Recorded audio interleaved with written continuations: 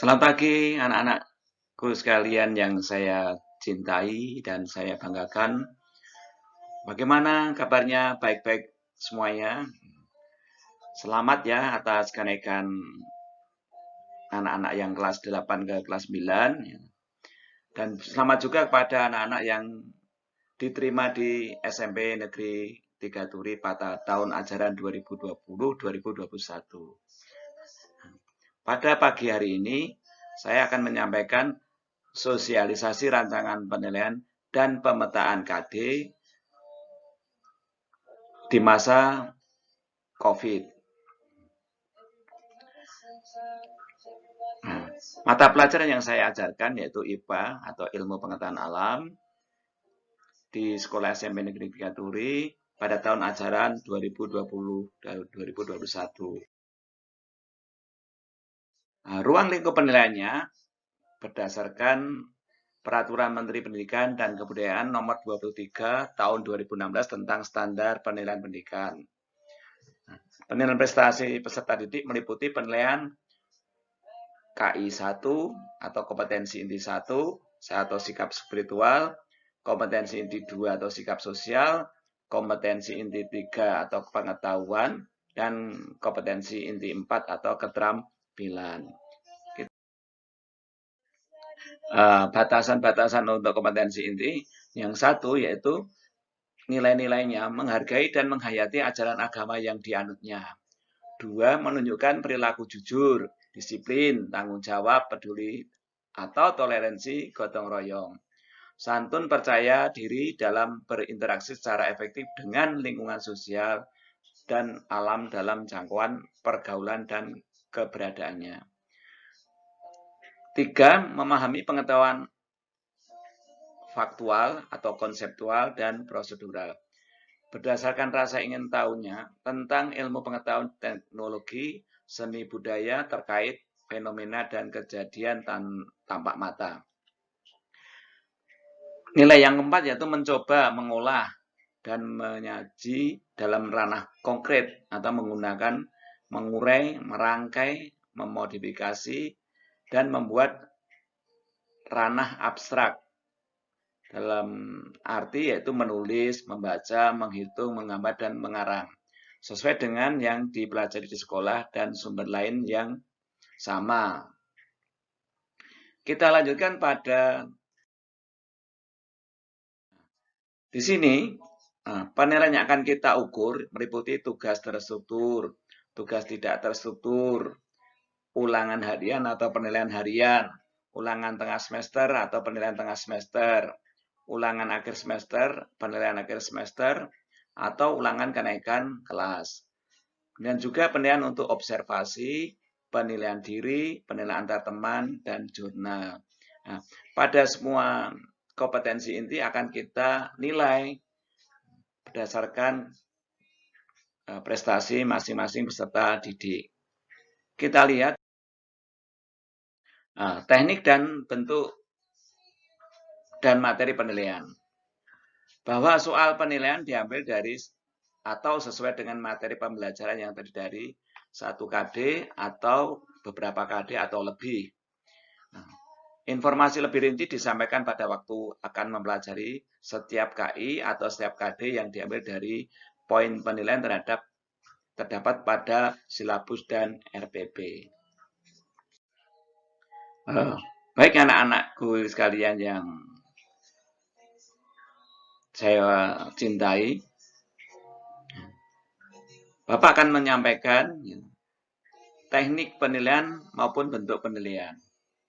Dari sekian mata pelajaran yang akan kita sampaikan pada semester 1 ini, nanti akan kita nilai setiap KI-nya. Seperti KI 1 yaitu KI spiritual atau ketuhanan. Ini akan kita nilai dengan cara pengamatan. Kemudian sikap sosialnya juga kita nilai dengan cara pengamatan. Untuk yang KI 3 maupun KI 4 atau setiap KD-nya akan kita nilai bisa dengan teknik penilaian tes tertulis, bisa dengan penilaian tes lisan, atau tugas terstruktur, atau tugas tidak struktur, ataupun dengan bentuk penilaian yang lain, bisa dengan portofolio, dengan melengkapi, dan dengan tugas-tugas yang lainnya. Dari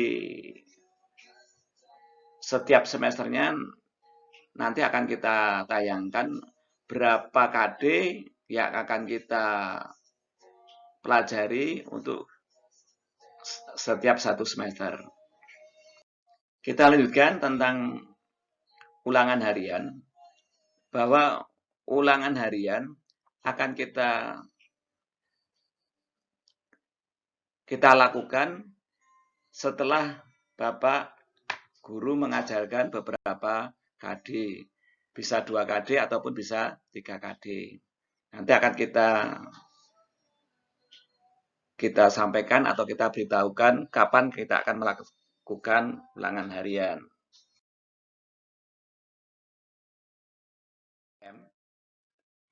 Apa itu KKM? KKM adalah kriteria ketuntasan minimal. Nah, untuk mata pelajaran IPA ditetapkan berdasarkan analisis input, daya dukung, kompleksitas dari masing-masing KD atau kompetensi dasar. Nah, KKM yang kita buat untuk mata pelajaran IPA adalah 71. Kalau nilai ulangan harian kurang dari 71, berarti di bawah KKM.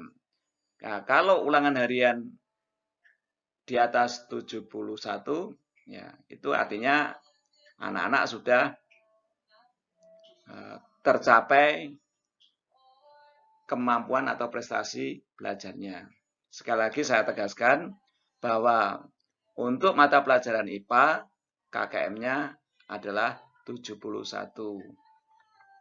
Pada prinsipnya, semua siswa harus mencapai batas KKM pada setiap penilaian atau ulangan harian. Apabila berdasarkan analisis hasil penilaian peserta didik belum mencapai nilai KKM, maka anak-anak atau kalian boleh atau harus mengikuti kegiatan pembelajaran namanya remedial yang dilakukan dengan penilaian remedial namanya. Kita lanjutkan untuk D untuk pembelajaran dan penilaian remedial. Sekali lagi, pembelajaran remedial dilakukan dengan cara mengulang sebagian besar materi bagi seluruh siswa bila ketuntasan secara klasikal kurang dari 75%.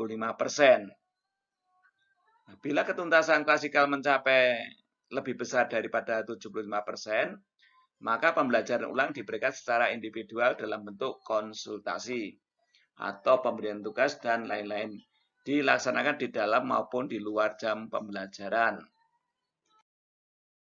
Nah, untuk E, pembelajaran dan penilaian pengayaan. Pengayaan boleh diikuti oleh peserta didik yang telah mencapai KKM. Jikalau anak-anak sudah nilainya di atas KKM dalam setiap KD-nya atau di setiap ulangan hariannya, maka boleh juga melakukan penguatan pembelajaran. Namanya apa? Yaitu pengayaan. Bagaimana caranya? Yaitu penilaian dalam program pengayaan dapat berupa tes maupun non-tes. Nilai pengayaan yang lebih tinggi dari nilai sebelumnya dapat digunakan. Artinya apa? Kalau nanti benar-benar setelah diuji atau melakukan ulangan pengayaan, ya nilainya akan kita ambil nilai yang terbaik.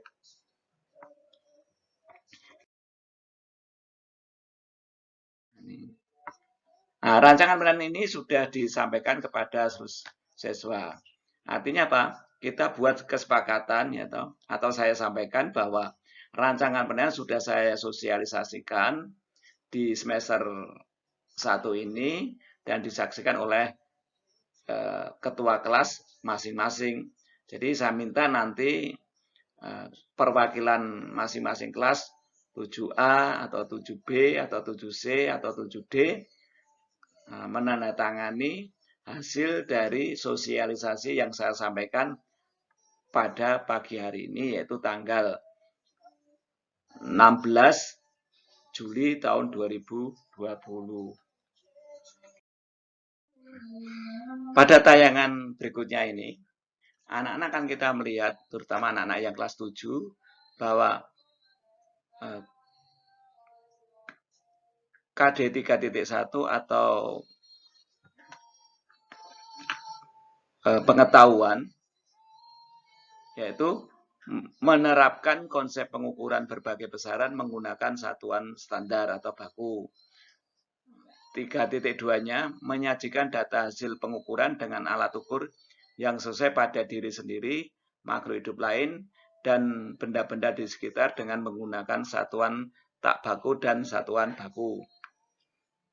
KD 3.3 menjelaskan konsep campuran dan satunggal atau unsur dan senyawa, sifat fisika dan kimia, perubahan fisika dan kimia dalam kehidupan sehari-hari. KD 3.4 menganalisis konsep suhu, pemuaian kalor, perpindahan kalor, dan penerapan dalam kehidupan sehari-hari, termasuk mekanisme kestabilan suhu tubuh pada manusia dan hewan. KD 3.5 memahami konsep energi, berbagai sumber energi, dan perubahannya dalam kehidupan sehari, termasuk fotosintesis.